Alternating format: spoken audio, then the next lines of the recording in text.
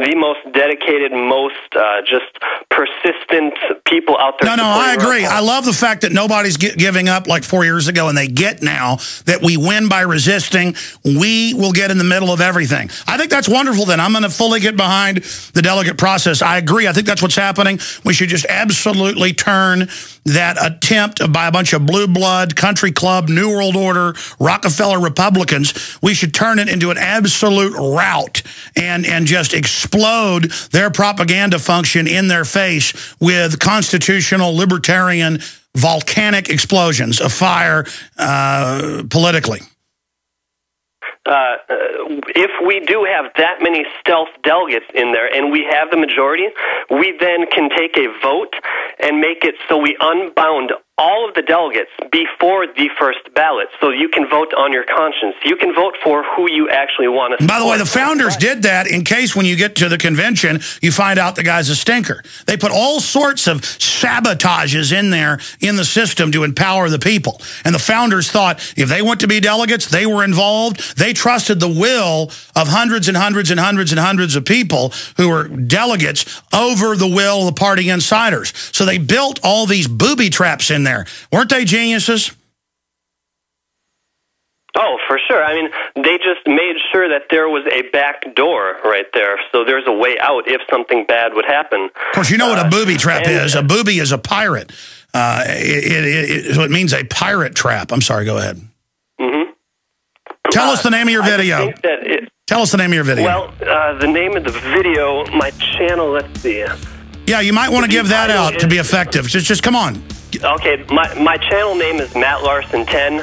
It's just one T, Matt Larson 10. And the title to the video is "The Key to Getting Ron Paul Elected: Abstain from First Ballot Voting." Now, okay, I got to check into that. I don't understand that enough, but I'm not saying you're wrong, but I'll look into it. Thank you so much. More calls coming up. That's why we have the Second Amendment for the balance of power against the government. That's a lot of real estate indeed. And a man's going to do. All right, enough of the sing-along. I've got a bunch of big breaking news.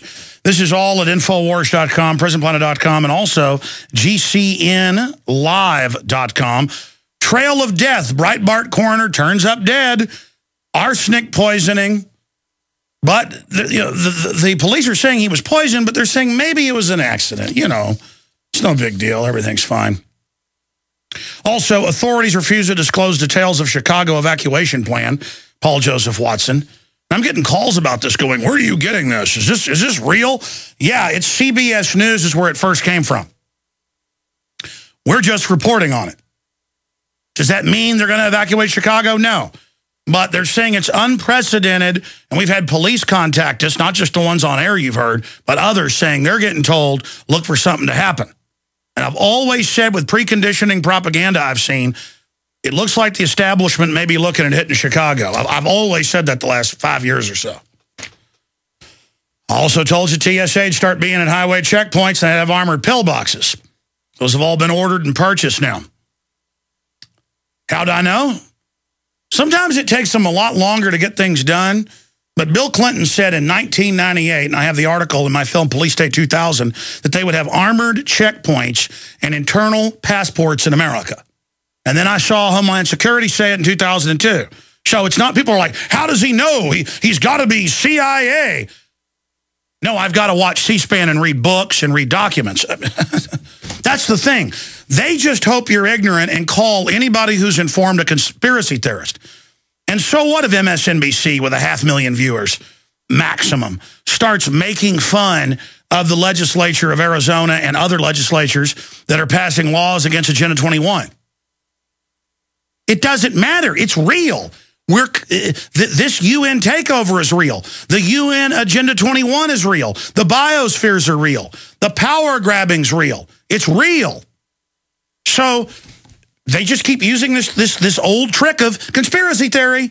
Be like if you walked up to your house and somebody was walking out with your computer, your laptop, your jewelry, your wife's jewelry, and you looked at them. And you said, hey, man, what are you doing in my house? They said, conspiracy theory, I don't exist. You're like, yeah, you do. That's my computer. Conspiracy theory. You're seeing things. This isn't real. You'd be like, listen, pal, I'm calling 911 right now. Of course, if you're coming in your house with a gun, you'd just say, hands up. Didn't have a gun. So what? It'd be clobbered in time. About the third time they said, quit being a conspiracy theorist, it'd be put my stuff down or I'm going to break your nose right now. I mean, how long will we put up with them treating us like we're idiots? Oh, there's no drones over the U.S. I remember in the last decade with drones all over the place and blimps and all this other crud and spy satellites admittedly watching us illegally, because it's illegal to have spy satellites watching the American people. It's illegal to have the UN operating domestically. It's illegal to have the president serving as the head of the UN Security Council. It's illegal to have him launch wars without congressional approval. It's illegal to have torture. It's illegal for the government to ship drugs in. It's illegal for them to lie and tell you it's the law, you got to take shots. But they do it. It's illegal that all over this country they take 10, 11, 12-year-olds and give them abortions and never tell mommy it happened. And then the kids get sick and get infections and die, so it ends up in the news. I've seen cases of public schools, government training camps, aborting girls that have, you know, who are 11. And they get an infection and get sick. And then the parents go, you gave my kid an abortion. You told them not to tell me when I said no, and you took them and did a medical procedure. They can't take your child to the zoo without you signing a form. But now I've learned they're not even doing that. They're getting rid of everything. They're like, we run your kid. They're going to get shots and they're going to get abortions. And if you don't like it, we'll send a SWAT team by, extremists. Well, you know what? Send them on by. The American people are buying 5 million guns a month. We're not looking for a fight, but you want to draw first blood, you and your collaborators, bring it on! We're on the march. The empire's on. So they've announced in the last 2 weeks, every day in different newspapers, different publications, today it's AFP, Reuters, AP, The Atlantic, that the war with Al-Qaeda is over and that we won it. We won the war against the made-up group that the CIA created on record, just like Israel created Hamas. Oh, you don't believe me? Just go look it up. It's Jerusalem Post.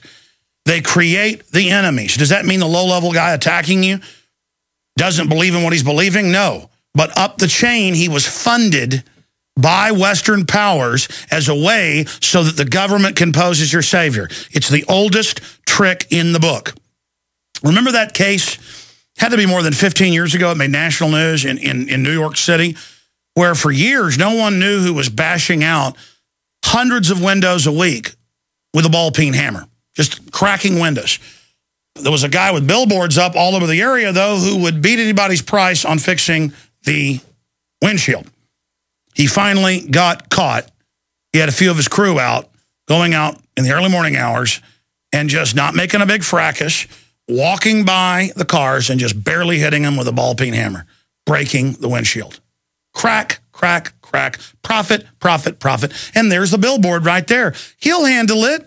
He'll handle it for you. I mean, this is so elementary. And we've got this report at Infowars.com. CBS runs defense for everyone's a terrorist FBI flyers. I'm going to play that when Bruce Fein's on. We have a little clip from the news because it's not enough to have the name of the piece be, are you a terrorist? I want you to hear CBS News say, are you a terrorist? Wearing blue jeans? Taking photos, talking on a cell phone. It's reasonable, actually, to believe everyone's a terrorist, they're telling us. But it's not Al-Qaeda, though. It's the new domestic groups, and in all the Homeland Security promo videos, it's only white people that are terrorists.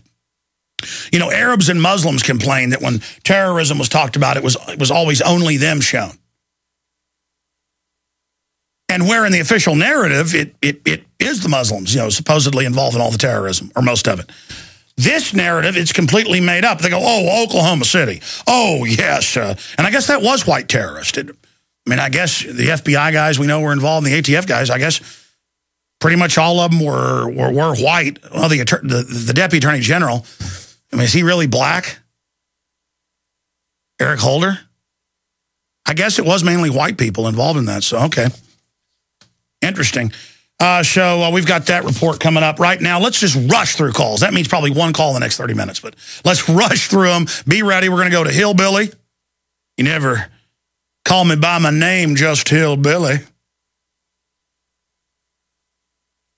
Then we're going to go to Rod, Mark, Michael, and Philip, and others. Toll-free number to join us, 800-259-9231. All right, Hillbilly. I want to hear some Charlie Daniels. Go ahead. You're on the air. Hey, buddy. Thanks for having me on. I appreciate it. Hey, real quick, in the interest of time, if I could just go over a couple points and ask you a question. Sure. First of all, the blanket statement that the minister that called here recently, he was concerned about with the clergy response team, I can tell you how to blanket all of those people real easily. Any organization that's a 501c3, tax-exempt nonprofit organization, you can bet they're the clergy response team.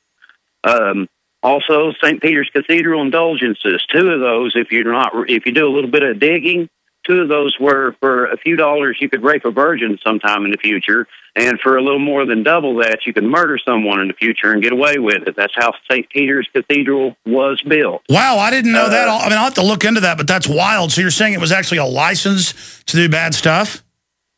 Yeah, exactly. That is exactly. I wonder if we could start paying Al Gore, like, because we pay him carbon indulgences. Could we pay Al Gore to rob a bank like he says it's okay? I mean, I guess that's what it means when you give the government campaign contributions. They let you commit crimes. I mean, Congress got caught insider trading, so they just said, "Oh, we're allowed to."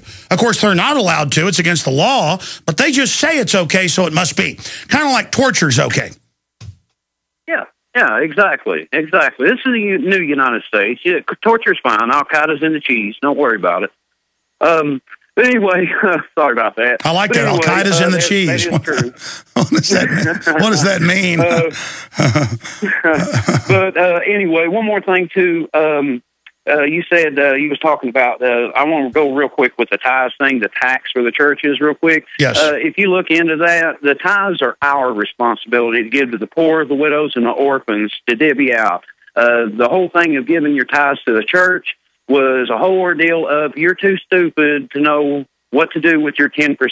Give it to us. We'll spend it correctly for you. Does that sound familiar? By the way, that makes sense. If citizens gave 10%, it would lift up the whole economy around them if you help the orphans, the needy, and then you wouldn't need government. And that's how it was always done. They told my dad when he went to dental school, they said about a third of what you do should be basically free. Lab work and things like that, they're going to have to pay for, or you should work with a charity to do that. But about a third of the work you do should be free. Ron Paul would go volunteer a third of the time at charity hospitals and do work for free. And people run TV ads about it and say what an angel he was. But the point is that was standard. That's like when we have Dr. Blaylock on. He says, it's a lie that people don't get health care. Sure, do you get some $1,000 a shot Remicade for your Crohn's disease if you don't have insurance? Maybe not, but it doesn't help you anyways. I mean, there's examples like that. I happen to know about the medical system. I've talked to countless doctors. I've researched it. It's all a hoax. But once there's government health care, like in England and other places, they actually take Brock Lesnar, the cage fighter guy, the MLM, whatever you call it, fighter. I'm having one of those well, they call it mind farts. What do you call it whenever you can't? I'm having an early onset of Alzheimer's moment here. UFC fighter. There we go. Thank you. The UFC fighter.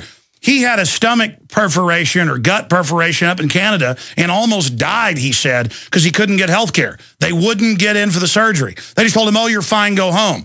That's what they do in England. Watson was sick for a month with a chest cold, and they just gave him a little pack with some bandages and some Tylenol and said, go home, you're fine, without even looking at him. And he said, I want to go see a private doctor. No, we're not authorizing that. That's what this is. It's eugenics. People have no idea that they're about to wreck our healthcare system. People say, oh, the healthcare system's going bankrupt because the country's dying, because people are diseased, because people are unhealthy, they're being killed.